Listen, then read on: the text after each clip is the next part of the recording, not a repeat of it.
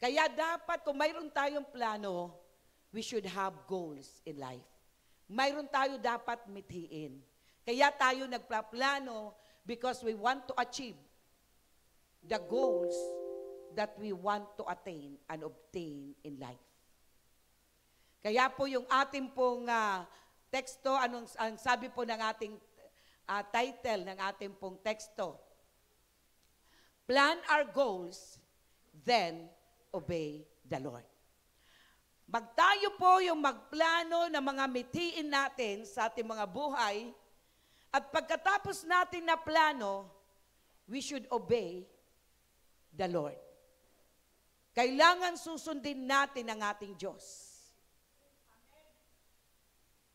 Dahil walang mangyayari if we keep on planning our goals and we are not obedient to the Lord, our plans is chaos. Na-text ko tuloy, chaos. Chaotic. Wala pong mangyayari. Wala po mangyayari na maayos sa ating buhay kung yung ating mga plano, yung ating mga mithiin, at kapag tayo po ay nagplaplano, kailangan involved natin ang Diyos. Without the involvement of God, wala pong mangyayari sa mga plano natin. Pangsanlibutan lang yan. Yes, pwede tayo yumaman. Kung ikaw ay nagplano na ikaw ay gusto mo yumaman, pwede yan mangyari. Even without God. Ano po ang gagawin mo? Magpakasipag ka lang. Magpakasipag ka, gamitin mo yung sinasabi mong utak, gamitin mo lahat ng magagawa mo sa iyong katawan. Pero mga kapatid, ang lahat na makukuha natin, lahat na makakamtan natin, these are all useless. Walang kabuluhan po yan. Bakit? Napatunayan na po yan ni Haring Solomon. Si Haring Solomon, siya yung pinakamayaman in his time. Sa buong Israel, siya yung pinakamayaman. In his time, buong mundo, siya ang pinakamayaman. Siya yung pinakamatalino. Siya yung pinakagwapo. Lahat na pinakasya po yun. He's full of wisdom, full of riches. Kaya nga siya yumaman dahil sa kanyang karunungan. Maghihingi lang yung mga taga-ibang bansa ng mga opinion, may mga regalo sa kanya. So siya po yun. Pero anong sabi niya? Everything are vanities. Walang kabuluhan, walang kabuluhan. Ang sabi niya, the conclusion of the matter, bandang huli, ang sabi niya, walang kabuluhan, walang kabuluhan. So nakamtan niya lahat. Marami siyang asawa, marami siyang concubines, pero walang kabuluhan ang lahat. Yun po. Bakit po? Mayroon nga siya mga plinano, natupad, pero ano ang palpak niya? Yung kanyang obedience, yung pagsunod niya sa Panginoon. Yun ang wala. Nawala po yun sa kanya. And we are thankful to God na na-realize niya before siya mamatay.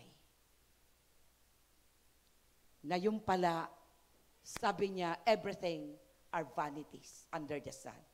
Walang kabuluhan ang lahat. Kaya po mga kapatid, siya po yung pinakatanyag, siya po yung dakila ng mga tao that time, in his time, pero wala palang kabuluhan. Kaya po, ano po ang sabi po ng Proverbs. So ano po yung title natin? Plan our goals. Planuhin mo ang mga mithiin mo sa buhay.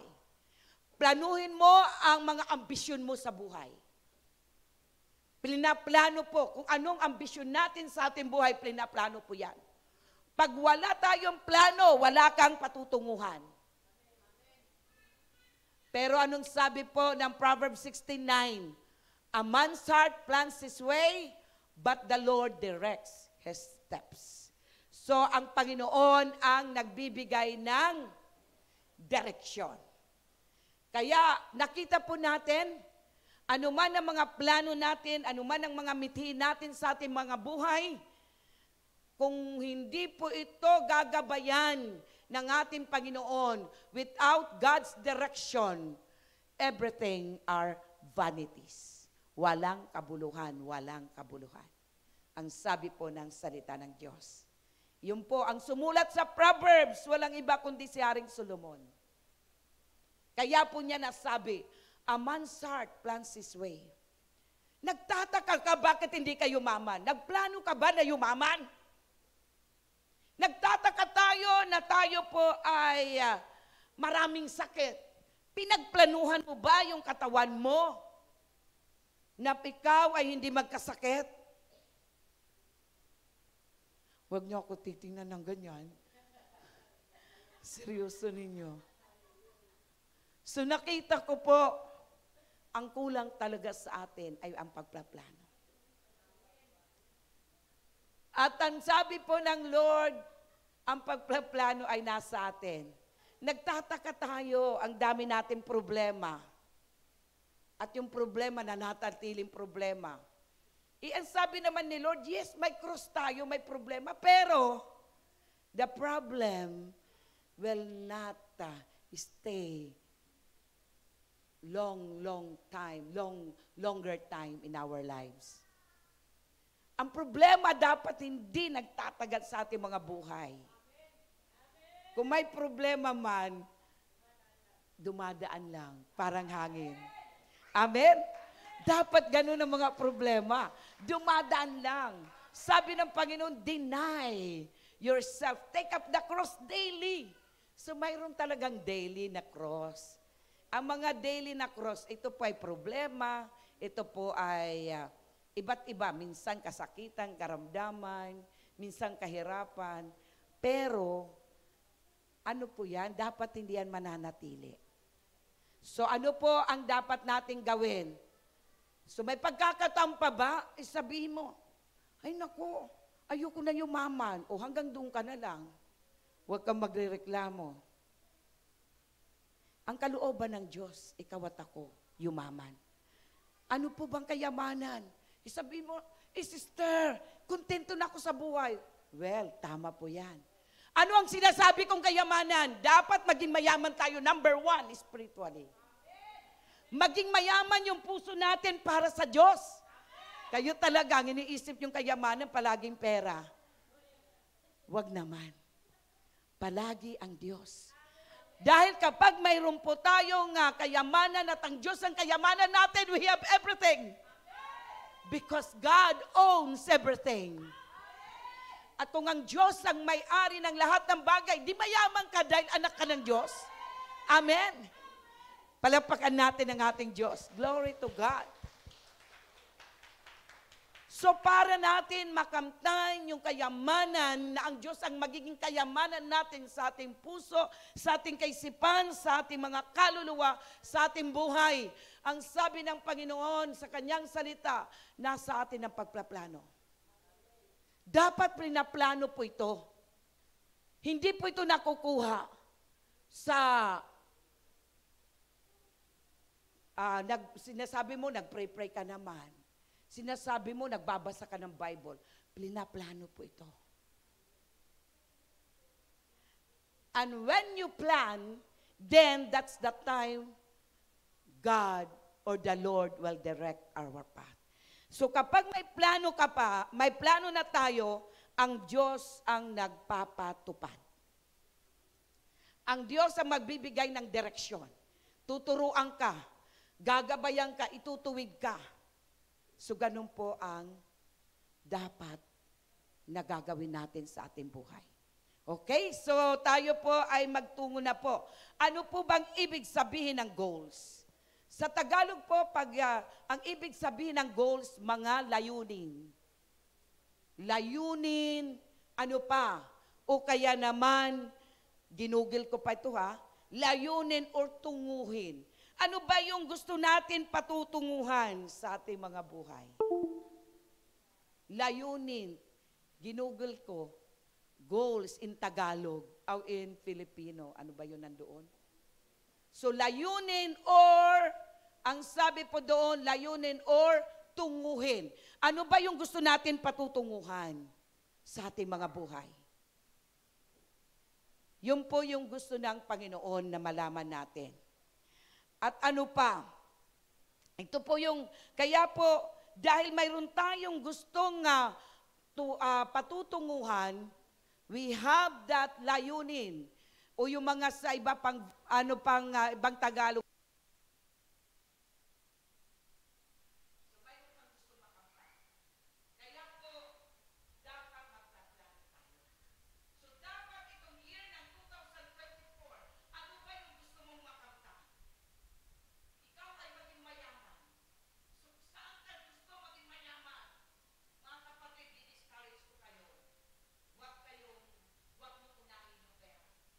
Unahin natin na maging mayaman tayo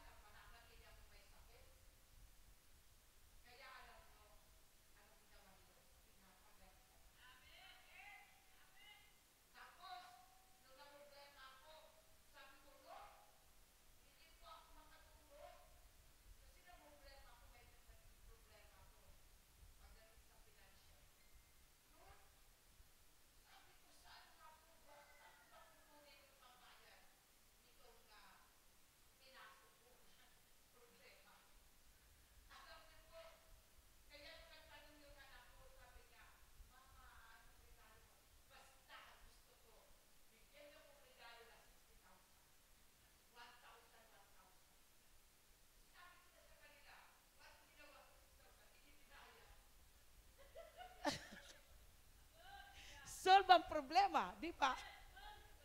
Glory to God. Hallelujah. Tapos, sabi ko na dati, naku, bakit naman ako nito pinapasok pa sa insurance na ito? Sabi ko, bakit nga ba ako pumasok sa insurance na ito? Tapos yung pala, pagdating nga ng problema, nandun ako magbabayad, narinig ko. Sabi niya, ma'am, mag-withdraw ako ng investment. Di pagkatapos niya, tanong din ako, ma'am, mayroon po ba akong investment? Sabi ko sa binabayad kong insurance, sabi niya, naka 100,000 plus ka na. Ganun. Pagkano ba yung pwede kong kunin sa investment? I-withdraw. Sabi niya, pwede 90. O sabi ko, sige, 80,000 na lang. O di nakabayad din ako. Grabe! Hallelujah! Glory to God. Talagang grabe. Kaya yun po, kailangan si Lord ang uunahin natin, italaga natin. Kaya sabi ko, Lord, yung pinasok ko ito, hindi kita in-involve, pero ngayon sabi ko sa bayaran, pwede ba Lord, involve ka na? Dahil anak mo ako, hindi ako nakakatulog. Sabi ko, baka mabuwang ako. Paano ako makakapangaral ng iyong salita? Kaya purihin ang Diyos. Hallelujah. Nagkaroon tuloy ng comedy kami kay Lord. Kaya yun po, kaya mga kapatid, kahit magbigay kayo, kahit ano, mag-pray muna kayo kay Lord. Kasi yun ang sinabi niya kanina sa akin. Huwag tayo padalos-dalos na, kasi compassionate ako, bibigay ako. Hindi, pag-pray nyo muna. Baka dadagdagan pa ng ibibigay. Purihin ng Diyos. Okay, number 2. Number 2 na tayo. Nililibang nyo lang ako. Number 2, nililibang tayo ng salita ng Diyos. Number 2, trust and acknowledge the Lord. Pag sinabing tiwala, ibig sabihin, sabi niya, kasama ang puso. Na kaya ka nagtitiwala sa Panginoon. Hindi sa tao, ha? Huwag tayong magtiwala sa tao. Pumapalpak ang tao. Sabi ko, pumapalpak ang tao. Ang pagtitiwalaan natin, ang Diyos. Kaya kapag in-involve na natin ang Diyos, pinagkatiwala natin sa Kanya, siya na mismo ang maglalagay sa atin, sige anak, go ka niyan. Bigyan mo yan. Pahiramin mo yan. Dapat ganun. Yan ang lesson learned ng 2023 sa buhay ko. Kaya alam ko po, mayroon din tayo mga lesson learned ng 2023. Ano po ang sabi niya? Do not rely on your own understanding. Think about Him. Grabe, isipin mo palagi, sino? Si Jesus Christ. Think about Him in all your ways. So sa lahat ng gagawin mo, yan pong sinasabi ng Diyos. I-acknowledge natin siya. Pag sinabing acknowledge, i-involve natin siya. Kasali siya sa Tagalog, isasali natin palagi ang Diyos. Kaya kung nag-iisip ka man, Lord, kakain ako nitong taba ng baboy, ang sarap nito. Pwede ba? Kasi pag hindi natin involve, anong mangyayari sa taba? Magiging cholesterol. Lord, sige ba, pwede naman kaunti lang ha. Katulad kahapon, crispy pata. Lord, painin naman. Pakain naman. Pero mga kapatid, ano pang sabi ng salita ng Diyos? Sabi niya, in all your ways, acknowledge Him. Sabi niya, He will guide you on the right paths. So talaga ang Diyos ang maggigiya sa atin sa tamang landasin. At ano ang landasin na yan? Patungo yan, saan ang biyahin natin? Biyahin natin ay patungo sa kaharian ng Diyos. Amen? Palakpakan natin ang ating Diyos. So yun po, yung pagtitiwala, pag sinabi mong pagtitiwala, kapag sinabi ng salita ng Diyos, panghawakan mo yan. Gawin mo yan. Paniwalaan mo yan. Dahil ang Diyos ay hindi sinungaling. Pag sinabi ng Diyos ang kalooban niya sa atin, na ikaw at ako maging mayaman, Sister Judith, totoo ba yan? Yes. Kalooban ng Diyos na ikaw ay maging successful. Yes. Kalooban ng Diyos na ikaw ay maging prosperous. Managana ka sa lahat ng bagay. Yes, kalooban ng Diyos yan. Yung kayamanan, sabi nga ng 2 Corinthians 8:9, sabi nga doon sabi niya, si Jesus na mayaman sa lahat, ipinanganak na mahirap, para ikaw, tayo, na naniniwala sa Kanya, maging mayaman. Totoo ba yan? Basahin nyo mamaya, assignment nyo. 2 Corinthians 8:9. Kaya, pero sabi, pag sinasabi kong mayaman, huwag nyo isipin pera. Walang usapan ng pera dito. Ang kayamanan na gusto kong ibigay sa inyo at gusto ipabatid ng Diyos sa atin, maging mayaman tayo sa Kanyang presensya. Pag pinagyaman tayo sa Kanyang presensya, sumusunod ang lahat-lahat ng bagay. Amen? Palapakan natin si Jesus. Glory to God. Okay, pangatlo. Praise God. Pangatlo, dapat, ano pong gagawin natin? What shall we do? Mamahalin natin ang Diyos. Kung ang tao nga na minamahal mo, pag minahal mo ang tao, pag may pangangailangan ka, pahindihan ka ba? No, amen. Kung minamahal natin ang Diyos, pahindihan ba tayo ng Diyos? Kaya nga sabi ng Panginoong Hesus, ask anything in my name, I will do it. Gagawin ko. Yan ang sinasabi niya sa John 13:14. Ano ang sabi sa Romans 8:28? And we know that in all things, God works for the good of those who love Him. And we know, sabi niya po dito, sa lahat ng bagay, ang Diyos gumagawa para sa ikabubuti mo lahat. Para sa ikabubuti natin. Para sa ikabubuti ko, para sa ikabubuti natin lahat. Yan ang layunin ng Diyos sa iyo. At ano pang sabi niya? Pero anong kondisyon niya? Dapat nagmamahal ka sa Kanya. Kung nagmamahal ka sa Kanya, anong sabi diyan? John 14:15. Susundin mo siya. So, sino ba dito nagmamahal sa Diyos? Itaas ang kamay. So, anong gagawin natin? Sundin natin siya. So, yun po ang sinasabi ng salita ng Diyos. Yung mga nagmamahal sa Kanya, tinawag tayo na mayroong layunin ang Diyos sa atin. Ano ang layunin ng Diyos sa atin? Na tayo'y maging kumpleto. Pag kumpleto ka, di mayaman ka. Kaya nga sabi, Jesus is my completeness.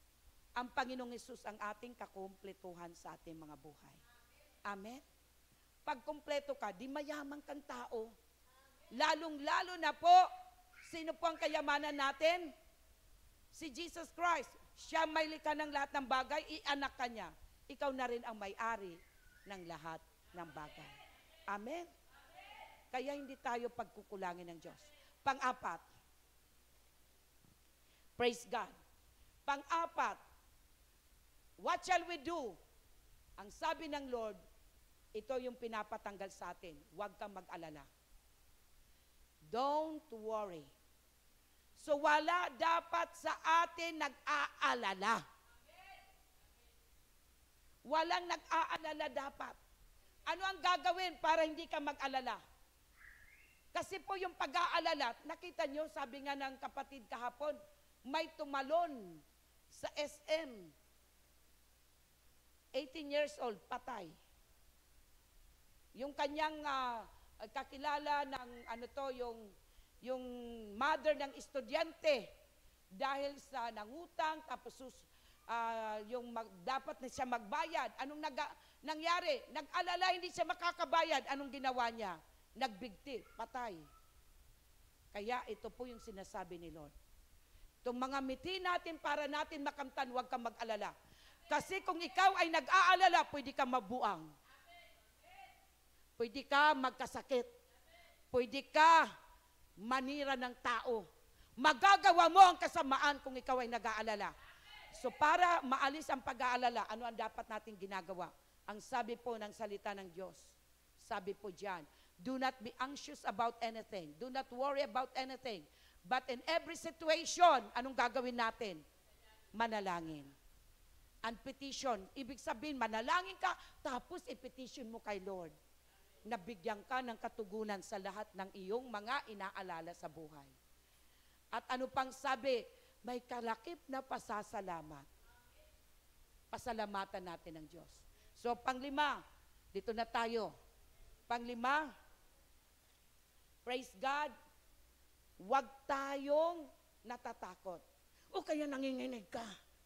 Sabi nga, sa mga bagay-bagay dito sa mundo, dapat tayo manginig. Matakot. Saan? Sa salita ng Diyos. Ito dapat ang kinatatakutan natin, mga kapatid. Hindi yung sasabihin mo, anak ko, ayoko doon, may mumo.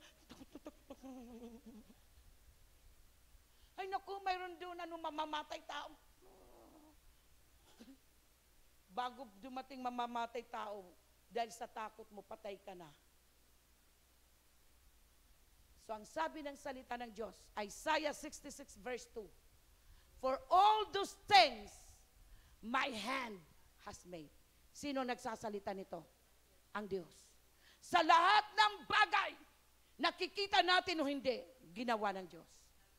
And all those things exist. Lahat ng bagay, ito po ay nangyari, says the Lord. But on this one will I look. Ito ang tinitingnan ng Diyos. Sabi niya, on him who is poor. Sino ba yung mahirap? Sabi niya, and have a contrite spirit, and who trembles at my word. Ibig sabihin, ang gusto ng Panginoon, kung sinasabi mo pobre ka, kung sinasabi mo na yung espiritu ay mga mahinang-mahina, pero ang sabi ng Panginoon sa atin, dapat magkaroon tayo ng takot sa kanyang salita. Nagpaki-plus mo nga sa Tagalog nito. So, yun po ang sinasabi ng salita ng Diyos. Dapat kung manginginig ka, kung matatakot ka, matakot lang tayo sa salita ng Diyos. Dahil kapag sinabi ng Diyos, ito po ay kanyang gagawin. Yun ang sinasabi niya. Sabi niya, sapagkat lahat ng mga bagay na ito ay nilikha ng aking kamay. At sa gayoy nangyari ang lahat ng mga bagay na ito, sabi ng Panginoon. Ngunit, ang taong ito ay tinitingnan ko. Titingnan ko. Kaya tinitingnan ka. Tao ka ba? Tao ka ba, hayop? Bagay ka ba? So anong sabi diyan? Ang taong ito, sabi mo sa sarili mo, ang taong ito ay tinitingnan ng Diyos. Kaya anong sabi niya, sa makatuwid bagay siyang dukha at may pagsisising loob. So yun po yung kanyang kalooban ay talagang grabe ang kanyang pagsisisi na ibig sabihin, pagsisising loob na ibig sabihin, sasabihin niya, ayoko na talaga gawin, Lord. Talaga, Lord, patawarin mo lang ako. Hindi ko na talaga gagawin. Tulungan mo lang ako. So, dapat ganon. Kaya, Lord, talaga, at ang sabi niya, at nanginginig sa aking salita. So, kung ikaw ay manginginig, huwag kang manginig. Dahil nandyan yung mamamatay tao. Dahil nandyan yung hold-upper, kidnapper. Pag sakali nandun, di ba yung pumunta dito, ipinakita sa akin ng Diyos habang pinag-pray-pray ko, mamamatay tao. Hold-upper, kidnapper, murderer. Pero ano nangyari? Siya po yung nanginginig. Diyan po sa sahig. Bakit? Dahil sa salita ng Diyos na binigkas natin sa Kanya. Totoo po ba ito? Yes. Yung tao, sabi niya, nagpatotoo, nakita namin. Noong kami nagpupuri dito prayer meeting, ang sabi ng diablo sa kanya, pagbabarilin mo sila. Pero anong nangyari? Kukunin na niya yung baril. Nandito kami sa church. Wala siyang magawa. Nakita niya, mayroong kaming, nakatakip kami ng puting-puti. So, ang Diyos, ang presensya ng Diyos, ang nagligtas sa amin. Palakpakan natin ating Diyos. Kaya po, sa susunod na lang, hindi na natin matatapos patungkol sa obedience. Sa ating conclusion, okay, tapos na tayo. Pagpapatuloy natin, steps to walk in obedience to God's plan. Sa susunod. Sa ating pong conclusion, involve your Creator. Sino ba yung manlilikha natin? Sino po ba ang manlilikha natin? Ang ating Diyos.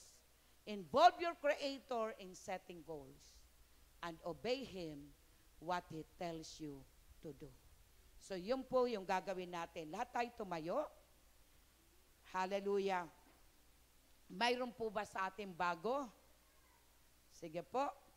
First time, sige po. Oh, halika dito, Ditas.